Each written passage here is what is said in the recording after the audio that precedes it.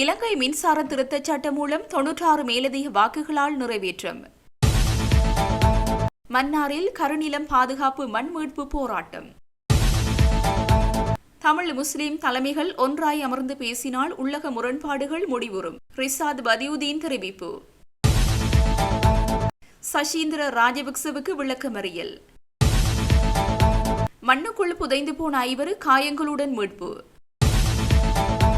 தனியறையில் பரீட்சை எழுதிய நாமலுக்கு என்ன தெரியும்? சுனில் வட்டகல குற்றச்சாட்டு.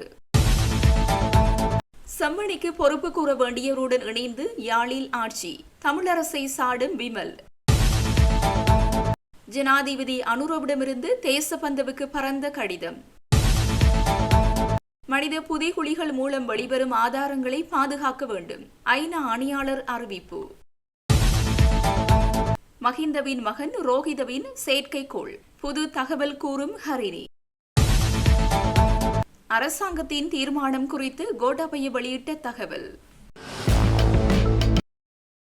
இந்த வருடத்தின் முதல் 6 மாதங்களில் கையூட்டல் மற்றும் ஊழல் தொடர்பான குற்றச்சாட்டுகளின் கீழ் 63 பேர் கைது செய்யப்பட்டுள்ளதாக பிரதமர் ஹரிணி அமரசூரிய தெரிவித்துள்ளார். நாடாளுமன்றத்தில் இன்று வாய்மூல வினாக்களுக்கான விடையளிக்கும் நேரத்தில் கருத்துரைத்த போதே அவர் இதனை குறிப்பிட்டுள்ளார். இவ்வாறு கைது செய்யப்பட்டுள்ளவர்களில் அரசியல்வாதிகள் மற்றும் அரசு உயர் அதிகாரிகளும் அடங்குவதாக தெரிவித்துள்ளார். அதற்கமைய 2025ஆம் ஆண்டின் முதல் 6 மாதங்களில் கைது செய்யப்பட்டவர்களில் ஊழல் குற்றச்சாட்டுகளின் கீழ் கைது செய்யப்பட்ட 7 அரசியல்வாதிகளும் அடங்குவதாக பிரதமர் கூறியுள்ளார். லஞ்சம் மற்றும் ஊழல் குற்றச்சாட்டுகளில் ஈடுபட்டவர்களுக்கு எதிரான சட்ட அமலாக்கம் அரசியல் பழிவாங்கல் அல்ல, மாறாக மக்களின் எதிர்பார்ப்புக்கு ஏற்ப ஊழலுக்கு முற்றுப்புள்ளி வைக்கும். இந்த நடவடிக்கைகள் மக்களின் நம்பிக்கையை மீட்டெடுக்கவும் அரசாங்கத்தின் பொறுப்புக்கூறலை உறுதிப்படுத்தவும் மேற்கொள்ளப்பட்டு வருவதாக பிரதமர் வலியுறுத்தியுள்ளார். செம்மணி மனித புதைகுழியில் 147 மனித எலும்புக்கூடுகள் அடையாளம் காணப்பட்டு இலக்கமிடப்பட்டதுடன் 133 மனித எலும்புக்கூடுகள் அகழ்ந்தெடுக்கப்பட்டது என சட்டத்தரணி BS நிரஞ்சன் தெரிவித்தார். செம்மணி அகழ்வு பணிகள் 2ஆம் கட்டத்தின் 32வது நாள் யாழ்ப்பாணம் நீதவான் A. ஆனந்தராஜாவின் மேற்பார்வையில் இன்று முன்னெடுக்கப்பட்டது. அகழ்வு பணிக்கு பின்னர் ஊடகங்களுக்கு கருத்து தெரிவித்த போதே சட்டத்திரணி BS நிரஞ்சன் இதனை தெரிவித்தார். மேலும் தெரிவிக்கையில், புதிதாக 6 மனித எலும்புக்கூடுகள் அடையாளப்படுத்தப்பட்டு சுத்தப்படுத்தி இலக்கமிடப்பட்டுள்ளது. 3 மனித எலும்புக்கூடுகள் அகழ்ந்தெடுக்கப்பட்டு நீதிமன்ற கட்டுக்காவலில் வைக்கப்பட்டுள்ளது. 147 மனித எலும்புக்கூடுகள் அடையாளம் காணப்பட்டு இலக்கமிடப்பட்டதுடன் 133 மனித எலும்புக்கூடுகள் அகழ்ந்தெடுக்கப்பட்டு நீதிமன்ற கட்டுக்காவலில் வைக்கப்பட்டுள்ளது.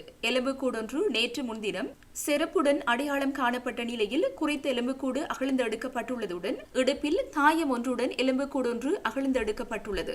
அதேவேளை செருப்பு, தாயம், காசு உள்ளிட்ட சான்று பொருட்கள் புதைகுழிகளில் இருந்து மீட்கப்பட்ட நிலையில் அவை நீதிமன்ற கட்டுக்காவலில் வைக்கப்பட்டுள்ளன. இன்றுடன் தற்காலிகமாக அகழ்வு பணிகள் நிறுத்தப்படுவதால் அடையாளம் காணப்பட்ட மேலும் 7 எலும்புக்கூடுகள் அகழ்ந்தெடுக்கப்படும் என எதிர்பார்க்கப்படுகிறது என்றார். முன்னாள் ஜனாதிபதி மஹிந்த ராஜபக்சவின் மகன் ரோஹித ராஜபக்சவின் மேற்பார்வையின் கீழ் செயற்படுத்தப்பட்டதாக கூறப்படும் சுப்ரீம் சாட் தொடர்பு செயற்கைக்கோள் திட்டத்திற்கு இலங்கை அரசாங்கம் எந்த பணத்தையும் செலவிடவில்லை என்று பிரதமர் ஹரிணி அமரசூரிய தெரிவித்தார். குறித்த திட்டத்திலிருந்து இலங்கைக்கு பல ஆயிரம் மில்லியன் ரூபாய் வருமானம் கிடைத்துள்ளதாக பிரதமர் தெரிவித்தார். பாராளுமன்ற உறுப்பினர் TV சாணக்க பாராளுமன்றத்தில் எழுப்பிய கேள்விக்கு பதிலளிக்கும் போதே அவர் இந்த கருத்துக்களை தெரிவித்தார்.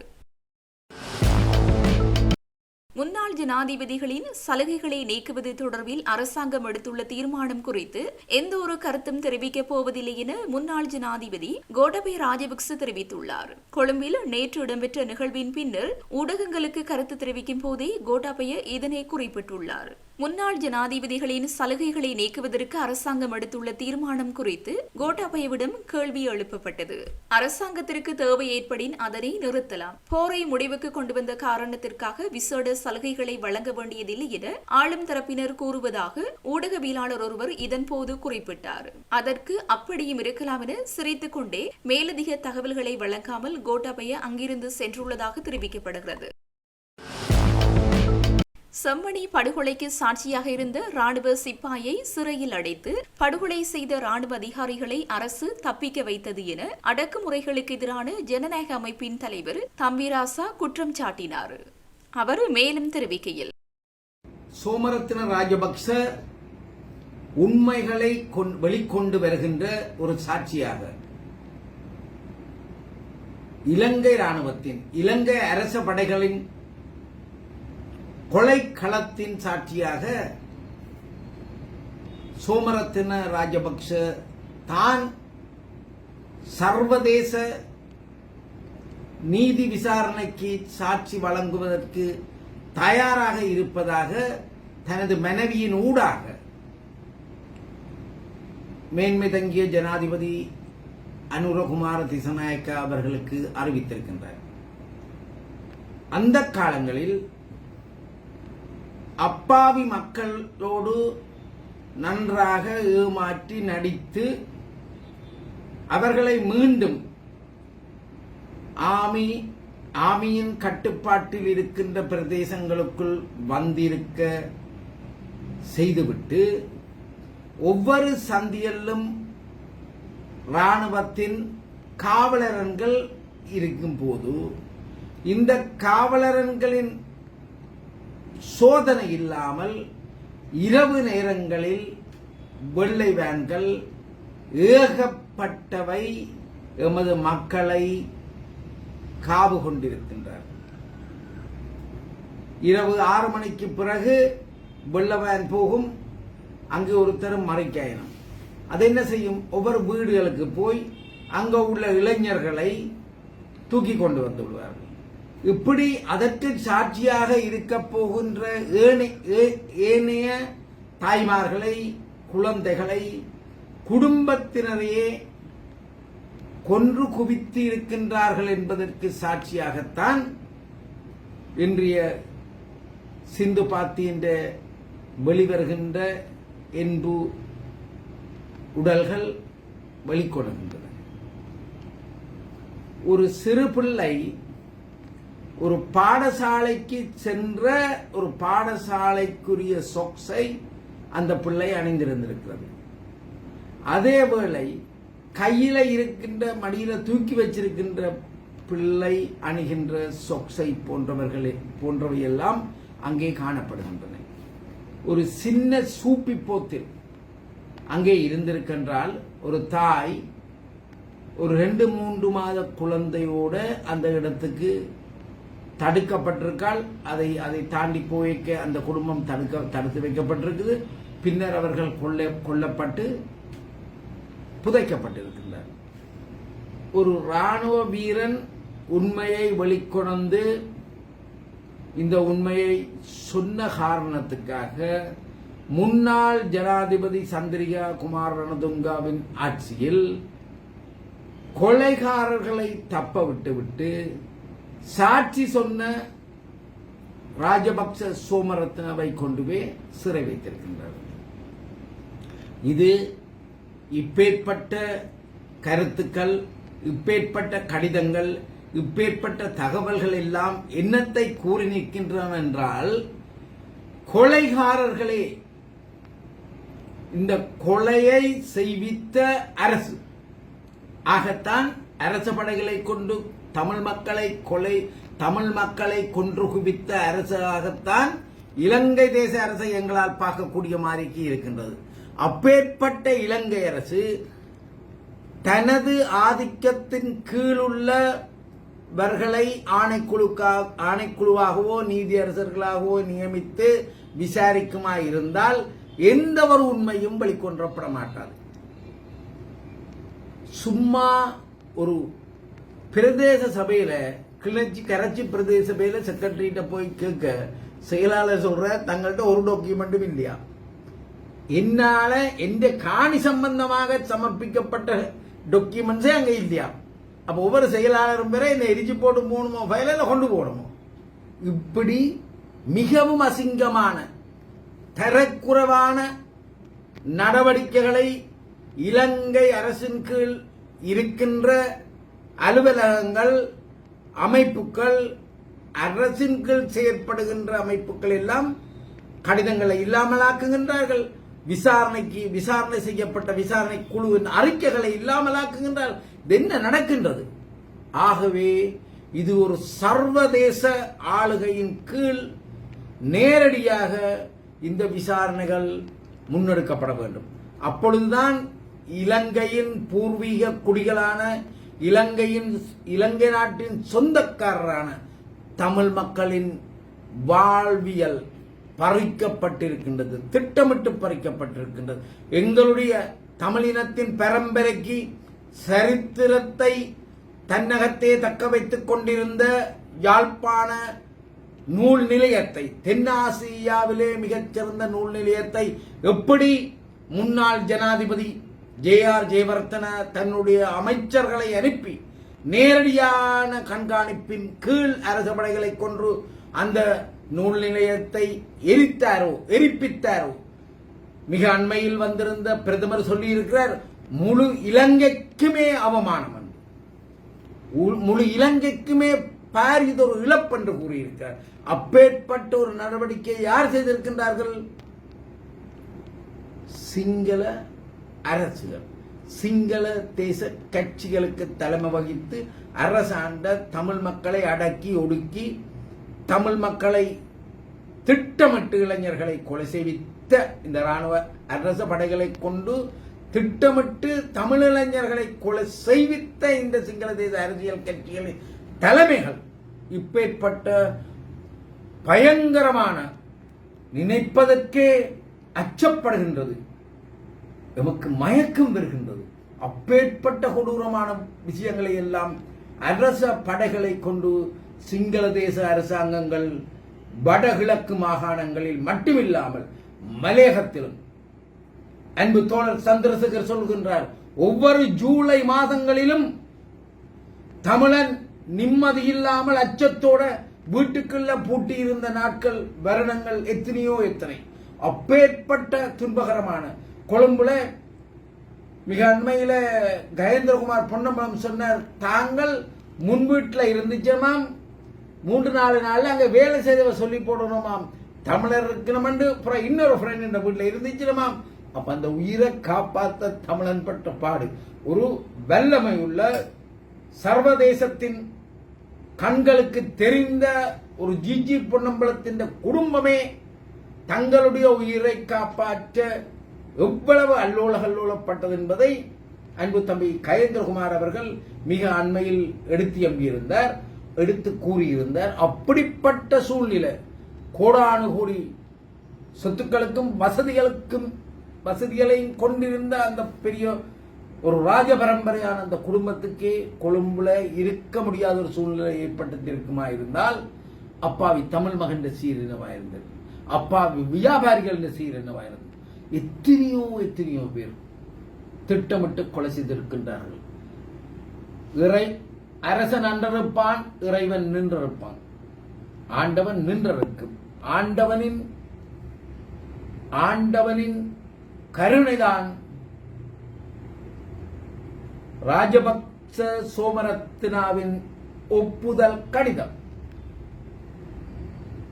ராஜபக்ச சோமரத்னா பப்ளிக்காக வெளியில வந்து முழு விடயங்களையும் அக்குவேறு ஆணிவேறாக அனைத்தையும் சொல்ல தயாராக இருக்கின்றார். இப்படி ஒரு நேர்மையாக உண்மையை வெளிக்கொணர முனைகின்ற கைதியாக இருந்து கொண்டு உண்மைகளை வெளிக்கொணர்ந்து அதற்கு தான் செய்த தவறுகளுக்கும் பிராயச்சித்தம் தேட நினைக்கின்ற ஒரு புத்த மதத்தை சேர்ந்த ராஜபக்ச சோமரத்ன அவர்களுடைய வாக்குமூலங்கள் மிகவும் கவனமாக நெறிப்படுத்தி பெற்றுக்கொள்ள வேண்டும். அதுக்கு இலங்கையில் இருக்கின்ற எந்த ஒரு மனிதரும் அந்த விசாரணையை அவர்கள் நீதியரசர்களாயிருக்கலாம், உயர் நீதிமன்றமாயிருக்கலாம், எவராக இருந்தாலும் இந்த இப்பேற்பட்ட விடயங்களை சர்வதேச நீதிமன்றத்தின் ஆளுகைக்குள் விசாரிக்கப்பட வேண்டும். அப்பொழுதுதான் எந்த ஒரு வேறுபாடும் இல்லாமல், எந்த ஒரு பிழையும் இல்லாமல் அனைத்து உண்மைகளும் வெளிக்கொணரப்படும்.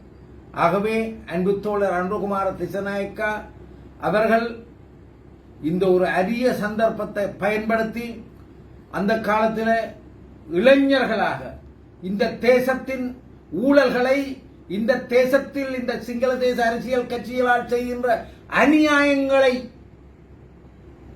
தட்டி கேட்க வகுண்டெழுந்த ஒரு சிங்கள இளைஞர் பரம்பரையை கொண்ட கூட்டம் தான் ஜேவிபி என்ற இயக்கத்தில் வகுண்டெழுந்தவர்கள். அப்பேற்பட்ட இளைஞர்களை, மண்ணின் மைந்தர்களை இந்த சிங்கள தேச அரசு என்ன செய்விச்சு, எப்படி அரச படைகளை கொண்டு கொலை செய்வித்தார்கள் என்பதை அன்பு தோழர் அனுரகுமார் திசாநாயக்கா மீண்டும் மனதிருத்தி பார்க்க வேண்டும். எப்பேற்பட்ட கொடுமைகள், எப்பேற்பட்ட கொடுங்கோள்கள், மிகவும் தவறாக இளைஞர்களை, அப்பாவி இளைஞர்களை வாழ வேண்டிய வயசில் ஊழல்களை எதிர்த்து தவறான அரசை மாற்றணும் என்ற எண்ணம் கொண்ட, நல்ல எண்ணம் கொண்ட, மக்களின் நல்வாழ்வில் அக்கறைப்பட்ட இளைஞர்களை கொத்து கொத்தாக கொன்றொழித்தார்கள். இதையெல்லாம் இன்று இவ்வளவு காலங்கள் கடந்து அனைத்து மக்களின் ஏகோபித்த ஆதரவோடு ஆட்சியில் அமர்ந்திருக்கின்ற என்பிபி அரசில் உள்ள அனைவருமே இந்த பாதிப்புக்குள்ளாக்கப்பட்டவர்கள் தான் என்பதை எவரும் மறந்துவிட முடியாது, மறந்துவிடக் கூடாது. ஆகவே இந்த சிங்கள தேச அரச படைகளை தங்களது விருப்பங்களுக்கு, தங்களது தேவைகளுக்கு இந்த இனங்களை கூறுபடுத்தி இந்த நாட்டை சின்னாபின்னப்படுத்துறதுக்கு மேற்கொண்ட நடவடிக்கைகளுக்கு முற்றுப்புள்ளி வைக்க வேண்டும். அனைத்தும்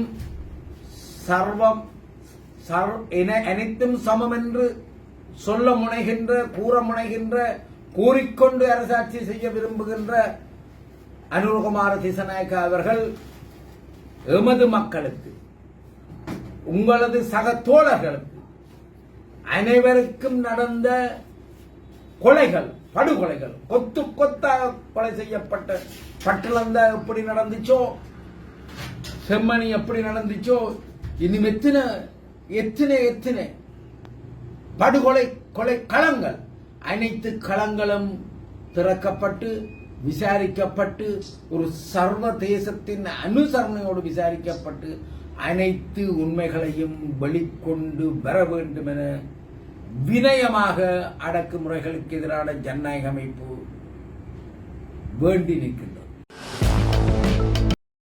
செம்மணி மனித புதைக்குழிக்கான என்னுடைய விஜயம் ஆதாரங்களை பாதுகாக்க வேண்டியதன் அவசியத்திற்கும் முழுமையான சுயாதீன விசாரணைக்குமான காண்பு நிலையையும் அவசரத்தையும் வழங்கும் என ஐக்கிய நாடுகள் மனித உரிமைகள் ஆணையாளர் வோல்கர் டர்க் தெரிவித்துள்ளார். தமிழ் அரசியல் கட்சிகளும் தமிழ் சிவில் சமூகத்தினரும் மத தலைவர்களும் ஐக்கிய நாடுகள் மனித உரிமை ஆணையாளருக்கும் மனித உரிமை பேரவையின் உறுப்பு நாடுகளிற்கும் ஐக்கிய நாடுகள் செயலாளர் நாயகத்திற்கும் அனுப்பி வைத்த கடிதத்திற்கு எழுதியுள்ள பதில் கடிதத்திலேயே இவ்வாறு குறிப்பிட்டுள்ளார். அத்துடன் தனக்கு அனுப்பப்பட்ட கடிதத்தில் முன்வைக்கப்பட்டுள்ள கரிசனைகளை பிரதிபலிக்கும் விதத்தில் ஐக்கிய நாடுகள் மனித உரிமை பேரவைக்கான தனது அறிக்கை இடம்பெற்றிருக்கும் எனவும் வோல்கர் டர்க் சுட்டிக்காட்டியுள்ளார். அந்த கடிதத்தில் இலங்கைக்கான எனது விஜயத்தின் போது பாதிக்கப்பட்டவர்கள், உயிர் பிழைத்தவர்கள் பலருடனான தனது சந்திப்பு மிகவும் உணர்வு பூர்வமானதாக காணப்பட்டது எனவும் அவர் தெரிவித்துள்ளார். செம்மணி மனித புதைகுழிக்கான எனது விஜயமும் பாதிக்கப்பட்டவர்கள் சட்டத்திறனிகளை சந்தித்தமை, அந்த பகுதியில் இடம்பெற்ற பெரும் நினைவுகூறலை பார்வையிட்டமையும் மிகவும் உணர்வுபூர்வமாக காணப்பட்டது என கூறியுள்ளார். என்னுடைய இந்த விஜயங்கள் ஆதாரங்களை பாதுகாக்க வேண்டியதன் அவசியத்திற்கும் முழுமையான சுயாதீன விசாரணைக்குமான காண்பு நிலையையும் அவசரத்தையும் வழங்கும் எனவும் அவர் வெளிப்படுத்தியுள்ளார்.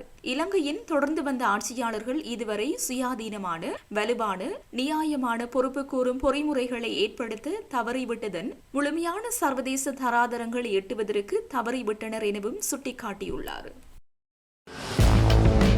தந்தைக்கும் சித்தப்பாவுக்கும் ஏற்றாற்போல் தீர்ப்பளிக்காத காரணத்தால் முன்னாள் பிரதம நீதியரசர் ஷிராணி பண்டாரநாயக்க சட்டவிரோதமான முறையில் பதவி நீக்கப்பட்டதை நாமல் ராஜபக்ச அறியாமல் இருப்பது வேடிக்கையாக உள்ளதாக பாதுகாப்பு பிரதி அமைச்சர் சுனில் வட்டகல தெரிவித்துள்ளார். இன்றைய நாடாளுமன்ற அமர்வில் கலந்து கொண்டு கருத்து தெரிவிக்கையிலேயே அவர் மேற்கண்டவாறு குறிப்பிட்டுள்ளார். இது தொடர்பில் மேலும் கருத்து தெரிவித்த அவர், தனி அறையில் இருந்து சட்டக்கல்லூரி இறுதி பரீட்சை எழுதிய நாமல் ராஜபக்ச முதலில் சட்ட ஏற்பாடுகளை தெளிவாக கற்றுக்கொள்ள வேண்டும். அதன் பின்னர் சட்ட ரீதியிலான தர்க்கங்களை முன்வைக்க வேண்டும். துர்நடத்தை குற்றவாளியான காவல்துறை மா அதிபர் தேசப்பந்து தென்னக்கோனை பதவி நீக்குவதற்கு 2002ஆம் ஆண்டு 5ஆம் இலக்க அலுவலர்களை அகற்றும் சட்டத்தின் பிரகாரம் நடவடிக்கை எடுக்கப்பட்டுள்ளது. அது சட்டவிரோதமானது. நாடாளுமன்ற நிலையியல் கட்டளை மீறப்பட்டுள்ளது என்று நாமல் குறிப்பிடுகிறார். தந்தை மற்றும் சித்தப்பாவுக்கு ஏற்றாற்போல் தீர்ப்பளிக்காத காரணத்தால் முன்னாள் பிரதம நீதியரசர் ஷிராணி பண்டாரநாயக்க சட்டவிரோதமான முறையில் பதவி நீக்கப்பட்டதை நாமல் அறியாமல் இருப்பது வேடிக்கையாக உள்ளது. ராஜபக்சர்களுக்கு எவ்வாறு சட்டத்தை செயற்படுத்தினார்கள் என்பதை நாட்டு மக்கள் நன்கு அறிவார்கள் என்றார். வடக்கில் குற்றச்செயல்களில் ஈடுபட்ட சில குழுக்களுடன் இணைந்து யாழ் மாநகர சபையில் ஆட்சி அமைத்துள்ளனர். செம்மணி புதைகுழியில் உள்ள சில எலும்புக்கூடுகளுக்கு பொறுப்பு கூற வேண்டிய தரப்புடன் இணைந்துதான் இவர்கள் இப்படி ஆட்சி அமைத்துள்ளனர் என்று சபை முதல்வரும் அமைச்சருமான பிமல் ரத்நாயக்க தெரிவித்தார். நாடாளுமன்றத்தில் நேற்று உரையாற்றுகையிலேயே அவர் இவ்வாறு கூறினார். அவர் மேலும் தெரிவிக்கையில், செம்மணி புதைகுழி தொடர்பான விசாரணைகள் நீதிமன்ற கண்காணிப்புடன் இடம்பெற்று வருகின்றன. தேவையான வசதிகளை அரசாங்கம் செய்து கொடுத்துள்ளது. வடக்கில் தேசிய மக்கள் சக்திக்கு அதிக வாக்குகள் உள்ளன. நிச்சயம் நாம் நீதியை நிலைநாட்டுவோம். தெற்கில் இனவாதம் தோற்கடிக்கப்பட்டுள்ளது. எனினும் இதனை எப்படியாவது மீள ஏற்படுத்துவதற்கு ராஜபக்சர்கள் முற்படுகின்றனர். வடக்கில் இவர்கள் முற்படுகின்றார்கள். அதனால்தான் ஏதேனும் ஒரு சம்பவத்தை தூக்கி பிடிக்கின்றனர். செம்மணி புதைகுழி தொடர்பான விசாரணைக்கு நாம் எவ்வித இடையூறும் ஏற்படுத்தவில்லை. ஐநா மனித உரிமைகள் ஆணையாளரிடம் கூட ஒத்துழைப்பு கோரியுள்ளோம். தேசிய சமத்துவ அரசாங்கம் வந்துள்ளதால் இவர்கள் வடக்கில் அரசியல் ரீதியில் அனாதைகளாக்கப்பட்டுள்ளனர் என மேலும் குறிப்பிட்டார்.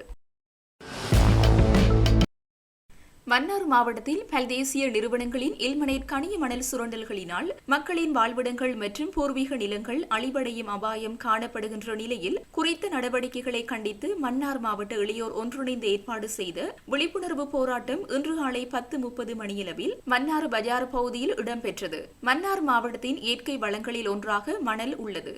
இந்த மணல் இல்மனைட் கனிமத்தை கொண்டிருப்பதால் உலகளவில் பெரும் கேள்வி உள்ளது. கடந்த சில ஆண்டுகளுக்கு மேலாக ஆஸ்திரேலியாவைச் சேர்ந்த தேசிய நிறுவனம் ஒன்று இல்மனைட் மணல் அகழ முயற்சித்து வருகிறது. இதற்கான அனுமதிகள் இழுபறியில் இருந்த போதிலும் தற்போதைய அரசாங்கத்தின் கீழ் அவை வழங்கப்படுவதற்கான சூழல் உருவாகியுள்ளதாக தெரிய வருகிறது.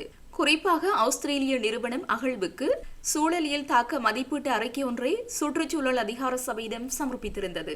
இதற்கு சுற்றுச்சூழல் அதிகார சபை சாதகமான அறிக்கையை வழங்கியுள்ளது. இதனைத் தொடர்ந்து பல்தேசிய நிறுவனங்களுக்கு மணல் அகழ்வதற்கான அனுமதி வழங்கப்படுவதற்கு வாய்ப்பு ஏற்பட்டுள்ளது. இவ்வாறு இல்மனைட் மணல் அகழப்பட்டால் அடுத்த 10 ஆண்டுகளுக்குள் மன்னார் மாவட்டத்தின் வாழ் நிலங்களுக்குள் கடல் நீர் உட்புகுந்து மக்களின் வாழ்விடங்களையும் பூர்வீக நிலங்களையும் அழித்துவிடும் அபாயம் உள்ளது. இந்த அழிவை தடுக்கவும் எமது பூர்வீக நிலங்களையும் மக்களின் இருப்பையும் பாதுகாக்கவும் கருநிலம் பாதுகாப்பு என்ற கருப்பொருளுடன் மக்களை விழிப்புணர்வு செய்யும் போராட்டத்தை முன்னெடுக்க இளையோர் நடவடிக்கைகளை முன்னெடுத்த நிலையில் குறித்த விழிப்புணர்வு போராட்டம் இன்று மன்னார் நகர சுற்றுவட்ட பகுதியில் இடம்பெற்றது. இதன்போது கலந்து கொண்ட இளையோர் பல்வேறு வாசகங்கள் எழுதப்பட்ட பதாதைகளை ஏந்தியவாறு மக்களுக்கு விழிப்புணர்வை ஏற்படுத்தும் வகையில் விழிப்புணர்வு பேரணி ஒன்றை முன்னெடுத்தனர். குறித்த பேரணி மன்னார் நகர சுற்றுவட்ட பகுதியில் ஆரம்பமாகி மன்னார் போலீஸ் நிலைய வீதி ஊடாக மன்னார் மாவட்ட பொது வைத்தியசாலை வீதியை சென்றடைந்தது. அங்கிருந்து மன்னார் பொது விளையாட்டு மைதான வீதி ஊடாக மன்னார் நகர சுற்றுவட்ட பகுதியை சென்றடைந்தது. அதனைத் தொடர்ந்து கனிய மணல் அகழ்வுக்கு எதிராக ஜனாதிபதிக்கு அனுப்பும் வகையில் தபால் அட்டையில் கையொப்பம் சேகரிக்கும் நடவடிக்கை முன்னெடுக்கப்பட்டது. குறித்த போராட்டத்தின் ஒரு அங்கமாக விழிப்புணர்வு நாடகம், கையெழுத்து பெற்றுக்கொள்ளும் செயற்பாடுகள் நாளை இடம்பெற்று இறுதியில் மன்னார் மாவட்ட அரசாங்க அதிபருக்கு மகஜர் ஒன்று கையளிக்கப்பட உள்ளமை குறிப்பிடத்தக்கது. காவல்துறை மா அதிபர் தேசப்பந்து தென்னக்கோன் இன்று ஜனாதிபதியால் பதவி நீக்கம் செய்யப்பட்டார். தேசப்பந்து தென்னக்கோனை காவல்துறை மா அதிபர் பதவியிலிருந்து நீக்குவதாக அறிவித்து ஜனாதிபதி அனுரகுமார திசாநாயக்கு கடிதம் அனுப்பியுள்ளதாக தெரிவிக்கப்படுகிறது. இந்த நிலையில் பதவியிலிருந்து நீக்கப்பட்டதன் காரணமாக தேசப்பந்து தென்னக்கோன் தனது ஓய்வூதிய மற்றும் பாதுகாப்பு சலுகைகள் அனைத்தையும் இழப்பார் என கூறப்பட்டுள்ளது. தேசப்பந்து தென்னக்கோனை காவல்துறை மா அதிபர் பதவியிலிருந்து நீக்கும் பிரேரணை நேற்று நாடாளுமன்றத்தில் 177 பெரும்பான்மை வாக்குகளால் நிறைவேற்றப்பட்டது. அதன்படி பதவி நீக்க பிரேரணை அன்றைய தினமே நிறைவேற்றப்பட்டதாக சபாநாயகர் ஜனாதிபதிக்கு எழுத்துப்பூர்வமாக அறிவித்தார். கொழும்பு கொம்பனி வீதி போலீஸ் நிலையத்தின் ஆயுத கிடங்கிலிருந்து துப்பாக்கி மற்றும் தோட்டாக்களை திருடிய குற்றச்சாட்டில் போலீஸ் சார்ஜென்ட் ஒருவர் கைது செய்யப்பட்டுள்ளார். கைது செய்யப்பட்டவர் கொம்பனி வீதி போலீஸ் நிலையத்தில் கடமையாற்றும் போலீஸ் சார்ஜென்ட் ஒருவர் ஆவார். கொம்பனி வீதி போலீஸ் நிலையத்தின் ஆயுத கிடங்கிலிருந்து துப்பாக்கி மற்றும் தோட்டாக்கள் காணாமல் போனவை தொடர்பில் போலீசாரால் மேற்கொள்ளப்பட்ட விசாரணைகளின் போது அதே போலீஸ் நிலையத்தில் கடமையாற்றும் போலீஸ் சார்ஜென்ட் ஒருவர் துப்பாக்கி மற்றும் தோட்டாக்களை திருடிச் செல்லும் காட்சிகள் சிசிடிவி கேமராவில் பதிவாகியுள்ளது. சந்தேக நபரான போலீஸ் சார்ஜென்டிடம் நடத்தப்பட்ட விசாரணைகளில் திருடப்பட்ட துப்பாக்கி மற்றும் 20 தோட்டாக்கள் மாவத்தகம பகுதியில் உள்ள நபர் ஒருவரிடம் வழங்கப்பட்டதாக தெரியவந்துள்ளது. இதனையடுத்து சந்தேக நபரான போலீஸ் சார்ஜென்ட் கொம்பனி வீதி போலீசாரால் கைது செய்யப்பட்டுள்ளார். இது தொடர்பான மேலதிக விசாரணைகளை கொம்பனி வீதி போலீசார் மேற்கொண்டு வருகின்றனர். மண்மேடொன்று சரிந்து விழுந்ததில் அதில் புதையுண்ட 5 காயங்களுடன் மீட்கப்பட்டுள்ளதாக மஸ்கெலியா போலீசார் தெரிவித்தனர். மஸ்கெலியா சாமிமலை பிரதான வீதியில் பனியின் பாலத்திற்கு அருகில் உள்ள ஒரு வீட்டின் மீது இடிந்து விழுந்த மண்மேட்டின் கீழ் புதைந்திருந்த 5 பேரை அப்பகுதி மக்கள் மீட்டு வைத்தியசாலையில் அனுமதித்தனர். நாட்டில் நிலவும் சீரற்ற காலநிலை காரணமாக நேற்று மஸ்கெலியா பகுதியில் பெய்த கனமழை காரணமாக வீடொன்றின் மீது பாரிய மண்திட்டு சரிந்து விழுந்த நிலையில் அவற்றை அகற்றும் பணியில் ஈடுபட்டிருந்த 5 மீது இன்று மதியம் 12 மணியளவில் மற்றொரு மண்மேடும் சரிந்து விழுந்துள்ளது. பின்னர் மஸ்கெலியா வைத்தியசாலையின் வைத்தியர்கள் உதவியுடன் பொதுமக்கள் இணைந்து மண்மேட்டின் கீழ் புதையுண்டிருந்த 5 மீட்டு மஸ்கெலியா மாவட்ட வைத்தியசாலையில் அனுமதித்து சிகிச்சை பெற்று வருகின்றனர். இதில் ஒருவர் மேலதிக சிகிச்சைக்காக டெக்கோயா ஆதார வைத்தியசாலைக்கு மாற்ற குறித்த சம்பவம் தொடர்பில் மஸ்கெலியா போலீசார் விசாரணைகளை மேற்கொண்டு வருகின்றனர். மனித எலும்பு எச்சங்கள் காணப்பட்ட சம்பூர் காணியில் மேலும் மனித எலும்புக்கூடுகள் மற்றும் எச்சங்கள் உள்ளனவா என்பதை அறிய கிழக்கு பிராந்திய ராணுவ கட்டளை தளபதியின் ஆலோசனையை பெற்று ராணுவ பாதுகாப்பு ஆளணியின் உதவியுடன் முறைப்படி அகழ்வு நடாத்தப்பட வேண்டும் என்று மூதூர் நீதவான் தஸ்னீம் பவுசான் இன்று உத்தரவிட்டார். மேலும் இது தொடர்பான வழக்கு விசாரணையை எதிர்வரும் 26ஆம் தேதி எடுத்துக் கொள்வதாகவும் நீதிமன்றம் அறிவித்துள்ளது. அத்துடன் இதுவரை அங்கு கண்டெடுக்கப்பட்ட 3 எலும்புக்கூடுகளில் ஒன்று 25 வயதிற்கு குறைந்த ஆண் ஒருவருடையது, மற்றையது 25 தொடக்கம் 45 வயதிற்குட்பட்ட ஒருவருடையது, அடுத்தது 40 தொடக்கம் 60 வயதிற்குட்பட்ட ஒருவருடையது என்றும் இன்றைய வழக்கு மாநாட்டின் போது மாவட்ட சட்ட வைத்திய அதிகாரி அறிக்கை முன்வைத்தார். அதனைத் தொடர்ந்து பேசிய சட்ட வைத்திய அதிகாரி, இந்த இடம் மயானம் என்பதற்கு இதுவரை ஆதாரங்கள் முன்வைக்கப்படவில்லை. மேலும் 1க்கு மேற்பட்ட எலும்பு எச்சங்கள் கண்டறியப்பட்டுள்ளன. இந்த எச்சங்களுக்குரியவர்கள் இயற்கையாக மரணம் அடைந்தார்களா அல்லது ஏதேனும் குற்றச்செயல்கள் மூலம் மரணம் நிகழ்ந்ததா என்பதை கண்டறிய மேலும் ஆய்வுகள் செய்யப்பட வேண்டும் என்று கூறினார். இக்காணி அரச காணியாக உள்ள போதும் இங்கொரு மயானம் இருந்ததற்குரிய ஆதாரங்கள் ஏதும் இல்லை என்று இந்த வழக்கு மாநாட்டில் தொல்பொருள் திணைக்களம், பிரதேச செயலக செயலாளர் மற்றும் பிரதேச சபை செயலாளர் ஆகியோரால் அறிக்கை முன்வைக்கப்பட்டது. இந்த அறிக்கைகளை ஆராய்ந்த பின்னரே நீதிமன்ற அகழ்வு நடத்தப்பட வேண்டும் என்ற உத்தரவை பிறப்பித்துள்ளது. இன்றைய வழக்கு மாநாட்டில் சட்ட வைத்திய அதிகாரி, தொல்பொருள் திணைக்கள அதிகாரி, புவி சரிதவியல் துறை அதிகாரி, போலீஸ் குற்றப்புலனாய்வு பிரிவினர், தேசிய கன்னிவடி அகற்றும் நிறுவனத்தினர், மெக் மிதிபடி அகற்றும் நிறுவனத்தினர், பிரதேச செயலாளர், பிரதேச சபை செயலாளர், காணாமலாக்கப்பட்டோர் தேசிய செயலகத்தின் சட்டத்தரணி, பிரதேச காணி உத்தியோகத்தர், பிரிவிற்கான கிராம சபை அலுவலர் ஆகியோர் கலந்து கொண்டனர். கடந்த ஜூலை 19ஆம் தேதி மிதிபடி அகற்றும் பணிகளில் அப்பகுதியில் செயற்பட்ட போது மனித மண்டையோடு கால் எலும்பு என்பன கண்டுபிடிக்கப்பட்டன. இதனையடுத்து கடந்த 23ஆம் தேதி சம்பவ இடத்தை மூதூர் நீதவான் நேரில் சென்று பார்வையிட்டார். அதனையடுத்து கடந்த 30ஆம் தேதி இவ்விடயம் தொடர்பில் மூதூர் நீதிமன்றத்தில் விசாரணைகள் நடைபெற்றது. அன்றைய தினம் நீதிபதி விடுத்த அறிவிப்பின்படி இன்று நீதிமன்ற கூட்டம் நீதிபதி தலைமையில் நடைபெறும் எனவும் இக்கூட்டத்தின் பின்னர் இந்த மனித எச்சங்கள் தொடர்பில் இறுதி தீர்மானம் எடுக்கப்படும் என்றும் அறிவிக்கப்பட்டிருந்தமை குறிப்பிடத்தக்கது.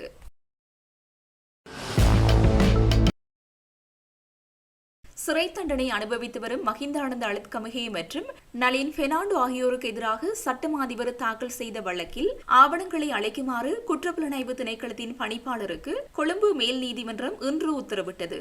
2015 ஜனாதிபதி தேர்தலின் போது சதோச நிறுவனம் மூலம் 14,000 கரம் பலகைகள் மற்றும் 11,000 டாம் பலகைகள் இறக்குமதி செய்து அப்போதைய ஜனாதிபதி வேட்பாளர் மஹிந்த ராஜபக்சவின் அரசியல் நடவடிக்கைகளுக்கு விநியோகித்ததன் மூலம் அரசாங்கத்திற்கு நஷ்டம் ஏற்படுத்தியதாக குற்றம் சாட்டி தற்போது சிறை தண்டனை அனுபவித்து வரும் முன்னாள் அமைச்சர்களான மஹிந்தானந்த அழுத்கமகே, நளின் பெர்னாண்டோ மற்றும் பிணையில் விடுவிக்கப்பட்டுள்ள விளையாட்டுத்துறை அமைச்சின் முன்னாள் செயலாளர், ஓய்வு பெற்ற ராணுவ மேஜர் ஜெனரல் நந்த மல்லவராஜி ஆகியோருக்கு எதிராக தாக்கல் செய்யப்பட்ட வழக்கு இன்று அழைக்கப்பட்டது. இதன்போது பட்டியலிடப்பட்ட ஆவணங்கள் அல்லது அவற்றின் அசல் நகர்வுகள் குற்றப்புலனாய்வு திணைக்களத்தின் பொறுப்பில் இருந்ததால் இன்றிலிருந்து ஒரு வாரத்திற்குள் அவற்றை நீதிமன்ற பதிவாளரிடம் சமர்ப்பிக்குமாறு குற்றப்புலனாய்வு திணைக்களத்தின் பணிப்பாளருக்கு கொழும்பு மேல் நீதிமன்றம் உத்தரவிட்டுள்ளது. சப்ரகமுவ மாகாண சபையின் 2016 தொடக்கம் 2017 ஆண்டுகளில் முதலமைச்சராக இருந்த மஹிபால ஹேரத் ஒரு மாதத்திற்கு 4700 லிட்டர் எரிபொருளை தனது பாவனைக்காக எடுத்துக் கொண்டுள்ளதாக தேசிய மக்கள் சக்தி குற்றம் சுமத்தியுள்ளது. குறித்த பெரும் மோசடி தொடர்பில் கோபா குழுவிலும் விவாதிக்கப்பட்டதாகவும் தெரிவிக்கப்படுகிறது. அது தொடர்பில் விசாரணை நடத்தப்பட உள்ளதாகவும் கூறப்படுகிறது. குறிப்பிடப்பட்ட தகவல்களின்படி 2016 ஆண்டு சப்ரகமுவ மாகாண முதலமைச்சராக மஹிபால ஹேரத் பதவியில் இருந்துள்ளார். அக்காலத்தில் அவர் பல செயற்றிட்டங்களை சப்ரகமுவ மாகாணத்தில் செயற்படுத்தியுள்ளார். முதலமைச்சரின் பதவி நிலைக்கு 1700 லிட்டர் எரிபொருள் வழங்கப்பட்டிருக்கும் நிலையில் அவரின் அதிகாரத்தை பயன்படுத்தி இயந்திர உபகரண அதிகார சபையிலிருந்து 1500 லிட்டரும் வீதி அபிவிருத்தி அதிகார சபையிலிருந்து மேலும் 1500 லிட்டரும் பெற்றுக் கொண்டுள்ளார். அதன்படி நாளொன்றுக்கு 155 லிட்டர் பாவித்துள்ளார். அப்படியானால் அவர் நாளொன்றுக்கு 450 கிலோமீட்டர் தனது வாகனத்தில் பயணித்திருக்க வேண்டும். இவ்வாறே அரசு அதிகாரிகளும் அரசியல்வாதிகளும் மக்களின் பணத்தை வீணடித்துள்ளனர். இதேபோல் வெளிவராத பல மோசடிகள் இருக்கின்றன என ஆளும் தரப்பு வட்டாரங்கள் தெரிவிக்கின்றன. இலங்கை மின்சார திருத்தச் சட்ட மூலத்தின் 2ஆம் மதிப்பீடு மீதான வாக்கெடுப்பு இன்று பாராளுமன்றத்தில் இடம்பெற்றது. இதில் சட்ட மூலத்திற்கு ஆதரவாக 121 வாக்குகளும் எதிராக 25 வாக்குகளும் அளிக்கப்பட்டுள்ளன. அதற்கமைய 96 பெரும்பான்மை வாக்குகளால் இலங்கை மின்சார திருத்தச் சட்ட மூலம் நிறைவேற்றப்பட்டுள்ளது. தமிழ் முஸ்லிம் சமூகங்களுக்கு இடையிலான உள்ளக முரண்பாடுகளை ஒரே மேசையில் ஒன்றாய் அமர்ந்து பேச்சு நடத்தி தீர்க்க முடியும் என அகில இலங்கை மக்கள் காங்கிரஸ் தலைவரும் பாராளுமன்ற உறுப்பினருமான ரிசாத் பதியுதீன் தெரிவித்தார். பாராளுமன்ற உறுப்பினர் ஹிஸ்புல்லா கொண்டு வந்த ஓட்டமாவடி எல்லை பிரச்சினையை தீர்ப்பது தொடர்பான பிரேரணை தொடர்பில் உரையாற்றிய போதே ரிசாத் பதியுதீன் இவ்வாறு குறிப்பிட்டார். இதன்போது மேலும் தெரிவித்ததாவது: சிறுபான்மை சமூகங்களின் பிரச்சினைகளை பாராளுமன்றத்தில் சமர்ப்பித்து தீர்வு காண முடியாது. எந்த அரசாங்கமானாலும் எமது சமூகங்களின் பிரச்சினைகளை தூண்டிவிட முயற்சிக்குமே தவிர தீர்த்து வைக்க முயற்சிக்காது. கடந்த கால அனுபவங்களின் ஊடாக நாங்கள் புரிந்து வைத்துள்ள உண்மையே இது. ஓட்டமாவடி பிரதேச சபையை எமது கட்சியே வென்றிருந்தது. எனினும் எங்களை ஆட்சி அமைக்க விடாமல் ஸ்ரீலங்கா முஸ்லிம் காங்கிரசும் தமிழ் தேசிய கூட்டமைப்பும் கூட்டு சேர்ந்து ஆட்சி அமைத்துள்ளன. இவ்விடயத்தில் ஏற்பட்ட புரிந்துணர்வு போன்று ஏனைய காணி பிரச்சினை மற்றும் கல்வி பிரச்சினைகளில் ஏன் இவர்களால் ஒன்றுபட முடியாது? மட்டக்களப்பு மாவட்டத்தில் உள்ள தமிழ் முஸ்லிம் சமூகங்களின் முரண்பாடுகளை பேசி தீர்க்க முடியும். கல்முனை வடக்கு பிரதேச செயலக விடயத்தையும் இழுத்தடிக்க வேண்டியதில்லை. சமூக தலைமைகள் இணைந்தால் இதையும் இலகுவாக தீர்க்கலாம். தனிநாடு சமஷ்டி கோரி போராடிய தமிழ் தலைமைகள் முஸ்லிம்களின் உள்ளக விடயங்களை பிரதிபடுத்த வேண்டிய அவசியமும் இல்லை. பாராளுமன்றத்திற்கு கொண்டுவரப்பட்ட சிறுபான்மை சமூகங்களின் எந்த பிரச்சினைகளும் தீர்க்கப்பட்டதாக வரலாறுகள் இல்லை. எனவே நமது உள்ளக பிரச்சினைகளை நாமே பேசி தீர்த்துக் கொள்வோம். தமிழ் முஸ்லிம் தலைமைகள் ஒரே மேசையில் அமர்ந்தால் எல்லா உள்ளக முரண்பாடுகளுக்கும் முடிவு கிடைக்கும் என தெரிவித்தார். முன்னாள் ராஜாங்க அமைச்சர் சஷீந்திர ராஜபக்சவை எதிர்வரும் 19ஆம் தேதி வரை விளக்கமறியலில் வைக்குமாறு கொழும்பு நீதவான் நீதிமன்றம் உத்தரவிட்டுள்ளது. லஞ்ச ஊழல் ஒழிப்பு ஆணைக்குழு அதிகாரிகள் மற்றும் பிரதிவாதிகள் தரப்பு சட்டத்திறனிகள் முன்வைத்த வாதங்களை பரிசீலித்த பின்னர் கொழும்பு பிரதான நீதவான் தனுஜா லக்மாலி ஜெயதுங்க இந்த உத்தரவை பிறப்பித்திருந்தார். மகாபலி அதிகார சபைக்கு சொந்தமான செவனகலை கிரியப்புவின் வெப பகுதியில் உள்ள காணியில் சட்டவிரோதமாக கட்டப்பட்ட கட்டடம் உட்பட பல சொத்துக்கள் 9/5/2022 அன்று நடைபெற்ற பொதுமக்கள் போராட்டத்தின் போது சேதமடைந்தன. மேற்படி சொத்துக்கான இழப்பீட்டின் போது அந்த காணி இலங்கை மகாபலி அதிகார சபைக்கு சொந்தமானது என அடையாளப்படுத்தப்பட்டதால் இழப்பீடு மறுக்கப்பட்ட போதிலும் அதற்கு மாறாக இழப்பீட்டு அலுவலகத்தில் இணைக்கப்பட்ட சில அரசு அதிகாரிகளுக்கு தனது அதிகாரத்தை பயன்படுத்தி அழுத்தம் கொடுத்ததாக சஷீந்திர ராஜபக்ச மீது குற்றம் சாட்டப்பட்டுள்ளது. அத்துடன் இந்த இழப்பீட்டை பெற்றதன் மூலம் ஊழல் செய்தல் மற்றும் சதி செய்தலுடன் இந்த சொத்துக்கள் மகாபலி அதிகார சபைக்கு சொந்தமானது என்பதால் மகாபலி அதிகார சபையின் சொத்துக்கள் குற்றவியல் ரீதியாக முறைகேடாக பயன்படுத்தப்பட்டுள்ளதாக சஷீந்திர ராஜபக்ச மீது குற்றம் சாட்டப்பட்டுள்ளது. இந்த நிலையில் சஷீந்திர ராஜபக்ச லஞ்சம் அல்லது ஊழல் குற்றச்சாட்டுகளை விசாரிக்கும் ஆணைக்குழுவின் அதிகாரிகளால் இன்று முற்பகல் கைது செய்யப்பட்டார்.